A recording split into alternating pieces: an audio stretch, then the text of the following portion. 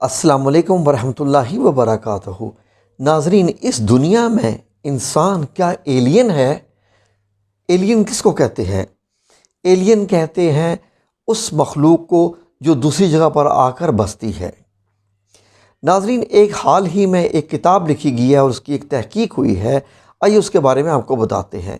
امریکی سائنسدان doctor else silver کی ایک تخلیقہ خیز ریسرچ کہتی ہے کہ انسان کرۂ ارض یعنی اس زمین کی مخلوق نہیں ہے، بلکہ وہ یہاں ایلین ہے، کسی دوسری جگہ سے آیا ہے۔ ڈاکٹر صاحب نے کتاب لکھی ہے جو امیزون پر موجود ہے، اور اس کتاب کے مضامین آپ کی خدمت میں پیش کرتے ہیں۔ کتاب کا نام اس نے کیا رکھا ہے ناظرین؟ ہیومنز آر ناٹ فرام ارتھ۔ یاد رکھے کہ یہ کتاب جو ہے وہ سوشل میڈیا پر بھی عام ہے، اور اس کے متعلق بڑی انہوں نے عجیب رائے دی ہیں۔ اور یہ بھی یاد رکھیے کہ ڈاکٹر ایلس سلور جو ہے وہ کسی مذہب کو نہیں مانتا ہے، لیکن اس کے ذرا نکات سنیے تو آپ حیران ہو جائیں گے، اور آپ کو پتہ چلے گا کہ وہ جو باتیں کر رہا ہے یہ ہمارے مذہب میں یعنی مذہب اسلام میں اس کی کیا اہمیت ہے۔ ذرا غور سے سنیے اور موازنہ کیجیے۔ ڈاکٹر فرماتے ہیں کہ انسان اس زمین کا اصل رہائشی نہیں ہے، بلکہ اسے کسی دوسرے سیارے پر تخلیق یعنی پیدا کیا گیا، اور کسی وجہ سے اس کے اصل سیارے سے اس کو اس زمین پر پھینک دیا گیا ہے۔ ڈاکٹر ایلس جو کہ ایک سائنسدان، محقق، مصنف اور امریکہ کا نامور ایکالوجسٹ ہے، اس کے الفاظ پر آپ غور کیجئے، ذہن میں رکھیے کہ یہ الفاظ کسی سائنسدان کے ہیں، کسی مذہبی رہنما کے نہیں ہیں، اور ایک ایسا سائنسدان ہے جو کسی مذہب پہ یقین نہیں رکھتا۔ ڈاکٹر کا کہنا ہے کہ انسان جس ماحول میں پہلی بار تخلیق کیا گیا، وہ جہاں یہاں رہتا تھا، وہ سیارہ، وہ جگہ جہاں سے پیدا کیا گیا، وہ انتہائی آرام دہ، پرسکون اور مناسب ماحول والی جگہ تھی۔ وہاں پر انسان بہت ہی نرم و نازک ماحول میں رہتا تھا۔ انسان کی نازک مزاجی اور آرام پرست طبیعت سے معلوم ہوتا ہے کہ اسے اپنی روٹی روزی کے لیے کچھ بھی تردد کرنے کی ضرورت نہیں پڑتی تھی۔ یہ کوئی بہت ہی لاڈلی مخلوق تھی جسے اتنی لگژری لائف میسر تھی۔ وہ ماحول ایسا تھا جہاں سردی گرمی کی بجائے وہاں پر ہمیشہ موسم بہار جیسا رہتا تھا۔ وہاں پر سورج جیسے خطرناک ستارے کی دھوپ، تیز دھوپ، الٹرا وائلٹ شعاعیں وغیرہ نہیں تھی، جس کی برداشت جو ہے وہ تکلیف سے باہر ہو جاتی ہے، اور زیادہ شعاعیں پڑ جائیں تو انسان کو تکلیف ہوتی ہے۔ تب اس مخلوق انسان نے کوئی غلطی کی، اس سے کوئی غلطی ہوئی، اس کو کسی غلطی کی وجہ سے اسے اس آرام اور عیش و عشرت کے ماحول سے نکال کر پھینک دیا گیا ہے۔ جس نے انسان کو اس سیارے سے نکالا ہے وہ کوئی انتہائی طاقتور ہستی ہے، جس کے کنٹرول میں تمام سیاروں ستاروں کا نظام موجود ہے۔ وہ جسے چاہتا ہے، جس سیارے پر چاہتا ہے، سزا یا جزا کے طور پر کسی کو بھی بھجوا سکتا ہے۔ وہ مخلوقات کو پیدا کرنے پہ بھی قادر ہے۔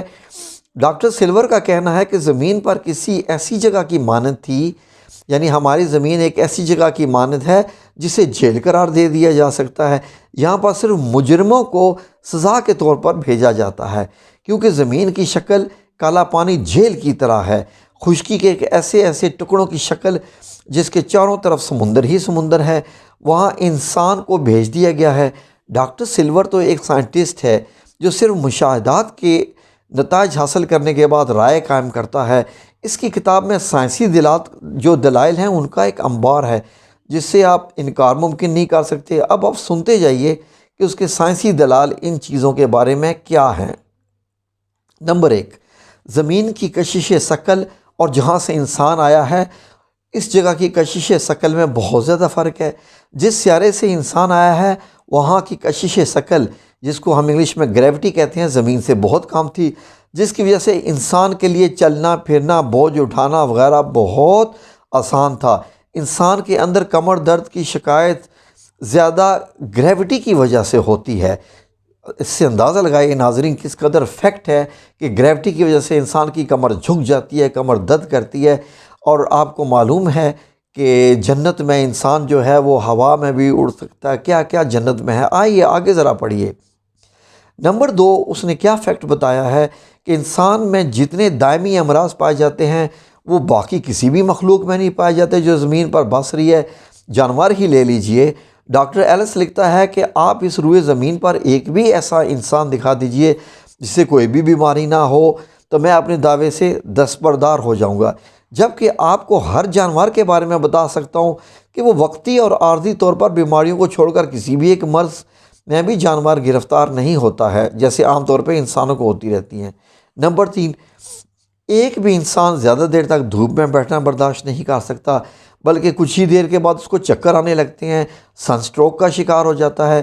جانوروں میں تو کوئی ایسا ایشو نہیں ہے، مہینوں دھوپ میں رہنے کے باوجود جانور کسی بھی جلدی بیماری کا شکار نہیں ہوتے اور نہ ہی کسی طرح کے مرض میں مبتلا ہوتے ہیں جس کا تعلق سورج کی تیز شعاؤں یا دھوپ سے ہے۔ نمبر 4، ہر انسان یہی محسوس کرتا ہے اور ہر وقت اسے احساس رہتا ہے کہ اس کا گھر اس سیارے پر نہیں ہے۔ کبھی کبھی اسے بلا وجہ ایسی اداسی طاری ہو جاتی ہے جیسے کسی پردیس میں رہنے والے پردیسی پر طاری ہوتی ہے، چاہے وہ بے شک اپنے گھر میں اپنے قریبی خونی رشتہ داروں کے پاس ہی کیوں نہ بیٹھتا ہو۔ نمبر 5، زمین پر رہنے والی تمام مخلوقات کا ٹیمپریچر آٹومیٹک طریقے سے ہر سیکنڈ بعد ریگولیٹ ہوتا رہتا ہے، یعنی اگر سخت تیز اور دھوپ ہے تو ان کا جسم کا درجہ حرارت خود کا طریقے سے ریگولیٹ ہو جاتا ہے، جبکہ اسی وقت اگر بادل آ جائے تو ان کا جسم کا ٹیمپریچر سائے کے مطابق ایڈجسٹ ہو جائے گا، جبکہ انسان کے اندر ایسا کوئی سسٹم نہیں ہے، بلکہ انسان بدلتے موسم ماحول کے ساتھ بیمار ہونے لگ جاتا ہے، اور موسمی بخار کا لفظ صرف انسانوں میں ہی پایا جاتا ہے۔ نمبر 6 میں لکھتا ہے کہ انسان اس سیارے پر پائے جانے والے دوسرے جانداروں سے بہت مختلف ہے۔ اس کا ڈی این اے اور جینز کی تعداد اس سیارے زمین پر پائی جانے والی تمام جانداروں سے بہت مختلف اور بہت زیادہ ہے۔ نمبر 7 میں وہ لکھتے ہیں کہ زمین کے اصل رہائشی جانوروں، یعنی وہ جانوروں کو زمین کے اصل رہائشی وہ قرار دے رہا ہے، کو اپنی غذا حاصل کرنا، اسے کھانا مشکل نہیں، وہ ہر غذا ڈائریکٹ کھاتے ہیں، جبکہ انسان کو اپنی غذا کے چند لقمے حاصل کرنے کے لیے ہزاروں جتن کرنے پڑتے ہیں۔ پہلے چیزوں کو پکا کر نرم کرنا پڑتا ہے، پھر اس کے معدہ اور جسم کے مطابق وہ غذا استعمال ہوتی ہے۔ اس سے بھی یہ ظاہر ہوتا ہے کہ انسان زمین کا رہنے والا نہیں ہے۔ جب یہ اپنے اصل سیارے پر تھا تو وہاں اسے کھانے پکانے کا جھنجھٹ بھی نہیں اٹھانا پڑتا تھا، بلکہ ہر چیز کو وہ ڈائریکٹ غذا کے لیے استعمال کر سکتا تھا۔ مزید یہ اکیلا 2 پاؤں چلنے والا ایسا ہے جو اس کو یہاں پر ایلین ہونے کی نشانی ہے۔ ناظرین، یہ تمام جو آپ نے حقائق ابھی سنے، اگر آپ پورا اندازہ لگا لیجئے، اب آ جائیے ہمارے اسلام میں، قرآن کریم میں اللہ سبحانہ تعالیٰ نے کیا فرمایا ہے۔ حضرت آدم علیہ السلام کو عرش پر پیدا کیا گیا تھا، جنت میں رکھا گیا تھا۔ جنت میں حضرت آدم کتنے برس رہے اور جنت کے ماحول سے رہے۔ جنت سے کیوں نکالا گیا؟ غلطی کی تھی، پھل کھا لیا تھا۔ شیطان نے حضرت حوا جو حضرت آدم علیہ السلام کی بیوی، جن کو ہم اپنی دادی بھی کہہ سکتے ہیں، ان نے جب حضرت آدم علیہ السلام کو شیطان کے بہکاوے میں آ کر پھل کھانے کا کہہ دیا تو جنت سے نکال دیا گیا۔